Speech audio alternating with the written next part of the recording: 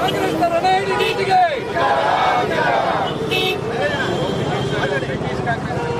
ಮೋದಿ ನಾಯಕತ್ವವನ್ನು ವಹಿಸಿದ ರಾಹುಲ್ ಗಾಂಧಿಗೆ, ವಿದ್ಯಾರ್ಥಿಗಳ ಜೊತೆ ಚೆಲ್ಲಾಟ ಮಾಡುತ್ತಿರುವ ರಾಹುಲ್ ಗಾಂಧಿಗೆ, ಹಾಲು ಗದ್ದೆಯಲ್ಲಿ ಚಿನ್ನ ತೆಗೆಯುವ ನಾಯಕತ್ವ ಹೊಂದ ರಾಹುಲ್ ಗಾಂಧಿಗೆ, ಇದು ಸಂಸ್ಕಾರಗಳನ್ನು ಅಳವಡಿಸಿಕೊಂಡಿದ್ದಾರೆ.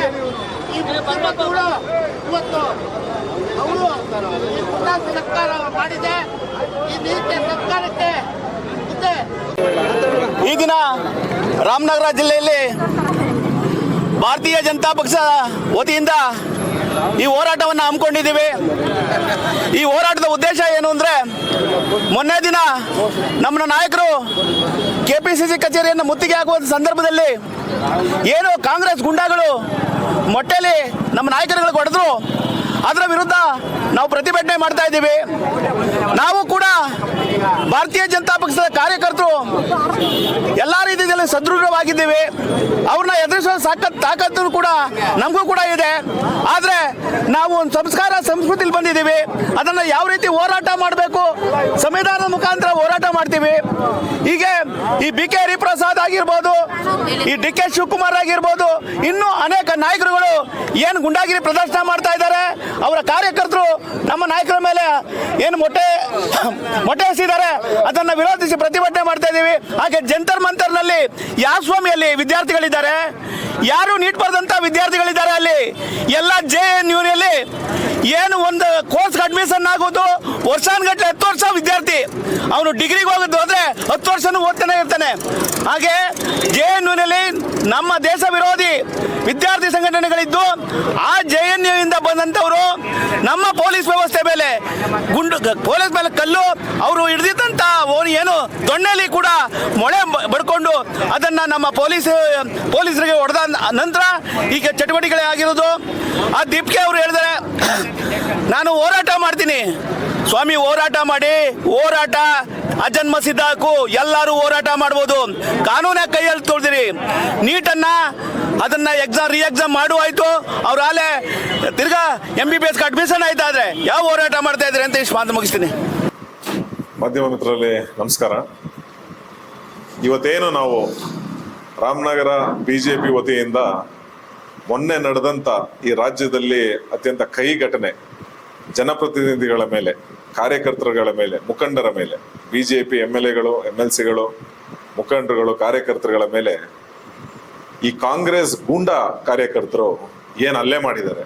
ನಮ್ಮ ಶಾಸಕರ ಮೇಲೆ ಮೊಟ್ಟೆಲ್ ಹೊಡೆಯೋದು, ಅತ್ಯಂತ ಸೀನಿಯರ್ ಲೀಡರ್ಸ್ಗಳ ಮೇಲೆ ಕೋಲಲ್ಲಿ ಹೊಡೆಯೋದು, ಬಸ್ಸಲ್ಲಿ ಹೋಗ್ಬೇಕಾದ್ರೆ ಬಸ್ ಅಡ್ಡ ಹಾಕಿ ಮೊಟ್ಟೆಲ್ ಹೊಡೆಯೋದು, ಇಂಥ ಗೂಂಡಾ ಪ್ರವೃತ್ತಿಗೆ ಇವತ್ತು ನಮ್ಮ ರಾಜ್ಯ ಸರ್ಕಾರ ಬಂದು ನಿಂತಿರೋದು ಅತ್ಯಂತ ನೋವಿನ ಸಂಗತಿ. ನಮಗೆ ತುಂಬಾ ಮುಖ್ಯವಾಗಿ ನಾನು ಹೇಳಕ್ ಬಯಸ್ತೀನಿ, ಇವತ್ತು ರಾಜ್ಯದಲ್ಲಿ ಮುಖ್ಯಮಂತ್ರಿ ಆಗಿರ್ತಕ್ಕಂಥ DK ಶಿವಕುಮಾರ್ ಅವರು ಇರ್ಬೋದು, KPCC ಅಧ್ಯಕ್ಷರಾಗಿರ್ತಕ್ಕಂಥ BK ಹರಿಪ್ರಸಾದ್ ಅವರು ಇರ್ಬೋದು, ಹಾಗೂ ಎಲ್ಲ ನಮ್ಮ ಕಾಂಗ್ರೆಸ್ ಸರ್ಕಾರದಲ್ಲಿ ಇರ್ತಕ್ಕಂಥ ಎಲ್ಲ ಮಂತ್ರಿಮಂಡಲ ಇರ್ಬೋದು, ಅವರ ಗೃಹ ಮಂತ್ರಿಗಳಿರ್ಬೋದು, ಅವ್ರು ಮಾತಾಡೋ ದಾಟಿ ಇದೆಯಲ್ಲ, ಅದು ತುಂಬಾ ನೋವಿನ ಸಂಗತಿ.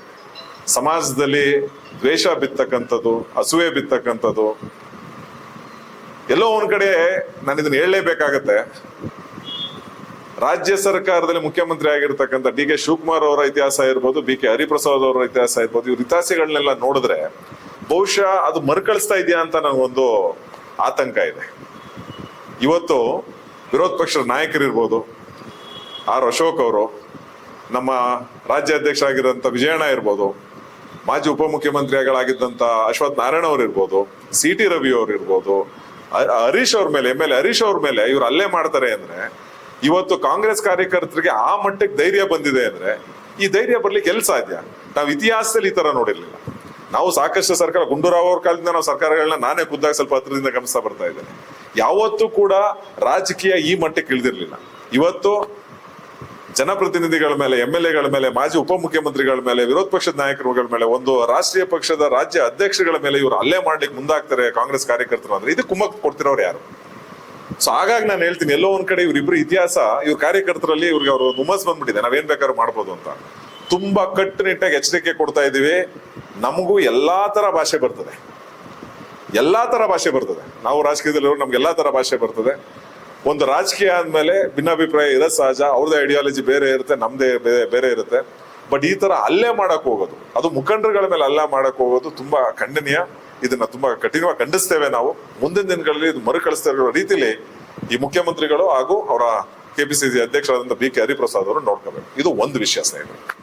ಎರಡನೇದು ತುಂಬಾ ಆತಂಕಕಾರಿ ವಿಷಯ ಏನು ಅಂದ್ರೆ, ಏನ್ ಇವತ್ತು ವಿರೋಧ ಪಕ್ಷದ ರಾಷ್ಟ್ರದಲ್ಲಿ ಇರ್ತಕ್ಕಂಥ ವಿರೋಧ ಪಕ್ಷಗಳು, ಕಾಂಗ್ರೆಸ್ ಇರ್ಬೋದು, SP ಇರ್ಬೋದು, TMC ಇರ್ಬೋದು, AP ಇರ್ಬೋದು, ಇವರೆಲ್ಲ ಇವತ್ತು ಯಾವ ಮಟ್ಟಕ್ಕೆ ಇಳಿದಿದ್ದಾರೆ ಅಂದ್ರೆ, ದೇಶನ ಒಡೆದ್ರೂ ಪರವಾಗಿಲ್ಲ, ಈ ನೀಟ್ ಪರೀಕ್ಷೆ ವಿಷಯದಲ್ಲಿ ಆಗಿರ್ತಕ್ಕಂಥ ಘಟನೆ ಸುಮ್ಮನೆ ಒಂದು ನೆಪ ಇಟ್ಕೊಂಡು ಇವ್ರು ಇವತ್ತು ಯಾವ ರೀತಿ ಇಡೀ ದೇಶನ ಒಡೆಯಕ್ಕೆ ಕೊಟ್ಟಿದೆ. ಯಾರ ಜೊತೆ ಕೈ ಜೋಡಿಸಿ ಈ ಪ್ರಪಂಚದಲ್ಲಿ ಇರ್ತಕ್ಕಂಥ ದುಷ್ಟ ಶಕ್ತಿಗಳು ಯಾರು ಭಾರತವನ್ನ ಹೊಡಿಬೇಕು ಅಂತ ಟ್ರೈ ಮಾಡ್ತೀವಲ್ಲ, ಇಂಥವ್ರ ಜೊತೆ ಕೈ ಜೋಡಿಸಿ ಇವತ್ತಿವರು ಭಾರತದಲ್ಲಿ ಈ ಕಾಂಗ್ರೆಸ್ ಪಕ್ಷದವರು ಹಾಗೂ ಅವರ ಇಂಡಿ ಮೈತ್ರಿಕೂಟ ಏನಿದೆಯಲ್ಲ, ಇವರೆಲ್ಲ ಅವ್ರ ಜೊತೆ ಸೇರ್ಕೊಂಡು ಇವತ್ತು ಆಚೆ ಕಡೆಯಿಂದ ಫಂಡಿಂಗ್ ತಗೊಂಡು ಇವತ್ತು ನಮ್ಮ ದೇಶನ ಒಡೆಯಕ್ಕೆ ಹೊರಟಿದ್ದಾರೆ. ಚರ್ಚೆಗೆ ಸಿದ್ಧ ಅಂತ ಸ್ಪಷ್ಟವಾಗಿ ಮೋದಿಜಿಯವರಾಗ್ಲಿ, ನಡ್ಡಾಜಿಯವರಾಗ್ಲಿ, ಅಮಿತ್ ಶಾ ಜಿಯವರಾಗ್ಲಿ ಕ್ಲಿಯರ್ ಆಗಿ ಹೇಳಿದ್ದಾರೆ, ಬನ್ನಿ ಚರ್ಚೆ ಮಾಡೋಣ, ನೀಟ್ ಪರೀಕ್ಷೆಯಲ್ಲಿ ಆಗಿರ್ತಕ್ಕಂಥ ಅವಾಂತರಗಳ ಬಗ್ಗೆ ಚರ್ಚೆ ಮಾಡೋಣ. ಹೌದು, ಲೀಕ್ ಆಗಿತ್ತು, ಮರುಪರೀಕ್ಷೆ ಮಾಡಿದ್ದಾರೆ, ಕೆಲವು ವಿದ್ಯಾರ್ಥಿಗಳಿಗೆ ಸ್ವಲ್ಪ ನೋವಾಗಿದೆ. ಅದ್ರಲ್ಲಿ ನಾವು ಯಾವುದೇ ಕಾರಣಕ್ಕೆ ವಿದ್ಯಾರ್ಥಿ ಭವಿಷ್ಯನ ಮುಂದಿಟ್ಕೊಂಡು ಇವ್ರು ಬೇಳೆ ಬಯಸ್ಕೊಳ್ಳಿಕ್ಕೆ ವಿರೋಧ ಪಕ್ಷದವರು ರಾಷ್ಟ್ರದಲ್ಲಿ ಹೋರಾಡಕ್ ಹೊರಟಿದ್ದಾರೆ ಅಂದ್ರೆ, ಅದು ಕೂಡ ದೇಶ ಹಾಳಾದ್ರೂ ಪರವಾಗಿಲ್ಲ, ದೇಶ ವಿಭಜನೆ ಆದ್ರೂ ಪರವಾಗಿಲ್ಲ, ತುಕಡೆ ಗ್ಯಾಂಗ್ಗಳು ಹೋಗಿ ನಿಂತ್ಕೊಬಿಟ್ಟವಲ್ಲಿ. ಇವತ್ತು ಯಾರಿದ್ದಾರೆ ವಿದ್ಯಾರ್ಥಿಗಳು ಕರೆಕ್ಟಾಗಿ ನೀಟ್ ಪರೀಕ್ಷೆ ಬರ್ದಿರ್ತಕ್ಕಂಥ ವಿದ್ಯಾರ್ಥಿಗಳು ಯಾರಿದ್ದಾರೆ ಅಲ್ಲಿ ಹೇಳಿ? ಖಂಡಿತವಾಗಿ ಹೇಳಿ, ಯಾರಿದ್ದಾರೆ ಅಲ್ಲಿ ಇರ್ತಕ್ಕಂಥವ್ರೆಲ್ಲ ಅವ್ರು ಬೇಳೆ ಬೇಯಿಸ್ಕೊಳಕ್ ಬಂದಿರೋದು. ನಾನು ಯಾವ್ದೋ ಒಂದು ಇಂಟರ್ವ್ಯೂ ನೋಡ್ತಾ ಇದ್ದೆ, ಎಲ್ಲೋ ಒಂದ್ ಕಡೆ ಈ ನೀಟ್ ಪರೀಕ್ಷೆ ಬರ್ದು ಪಾಪ ರ್ಯಾಂಕ್ ತಗೊಂಡು ಅಥವಾ ಮುಂದೆ ಓದ್ಬೇಕು ಅಂತಿರ್ತಾರ ವಿದ್ಯಾರ್ಥಿಗಳು ಕಷ್ಟಪಟ್ಟು ಓದ್ತಾವ್ರೆ.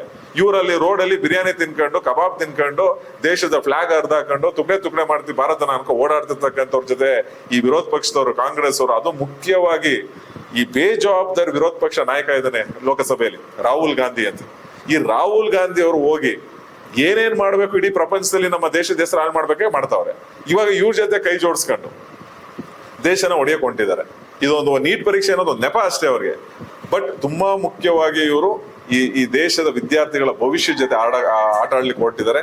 ಅದು ತುಂಬಾ ಆಘಾತಕಾರಿ ವಿಷಯ. ಹಾಗಾಗಿ ಇದನ್ನ ತುಂಬಾ ಕಟ್ಟು ಪದಗಳಲ್ಲಿ ನಾವೆಲ್ಲ ಭಾರತೀಯ ಜನತಾ ಪಾರ್ಟಿಯ ನಾವೇನು ಕಾರ್ಯಕರ್ತರು, ಮುಖಂಡರುಗಳಿದೆ, ಇದನ್ನ ಖಂಡಿಸ್ತೇವೆ ಅಂತ ಹೇಳ್ತಾ, ಇದ್ರ ಯಾವುದೇ ಕಾರಣಕ್ಕೂ ಮುಂದುವರಿಬಾರ್ದು. ಇದು ಮುಂದುವರೆದ್ರೆ ಮುಂದಿನ ದಿನಗಳಲ್ಲಿ ನಮ್ಮ ರಾಷ್ಟ್ರೀಯ ಅಧ್ಯಕ್ಷರಾಗಿರ್ತಕ್ಕಂಥ ನಿತಿನ್ ನಬೀನ್ ಅವರು, ನಮ್ಮ ರಾಜ್ಯ ಅಧ್ಯಕ್ಷ ಆಗಿರ್ತಕ್ಕಂಥ ವಿಜೇಂದ್ರ ಅವರು ಹಾಗೂ ರಾಜ್ಯದಲ್ಲಿರ್ತಕ್ಕಂಥ ಎಲ್ಲಾ ಮುಖಂಡರುಗಳು, ವಿರೋಧ ಪಕ್ಷದ ನಾಯಕರು ಇರ್ಬೋದು, ಅಶ್ವಥ್ ನಾರಾಯಣ ಅವರು ಇರ್ಬೋದು, CT ರವಿ ಅವರು ಇರ್ಬೋದು, ಶ್ರೀರಾಮುಲು ಅವರು ಇರ್ಬೋದು, ಪ್ರತಿಯೊಬ್ರು ನೇತೃತ್ವದಲ್ಲಿ ನಾವು ಉಗ್ರ ಹೋರಾಟ ಮಾಡ್ತೀವಿ ಅಂತ ಎಚ್ಚರಿಸ್ತೇವೆ.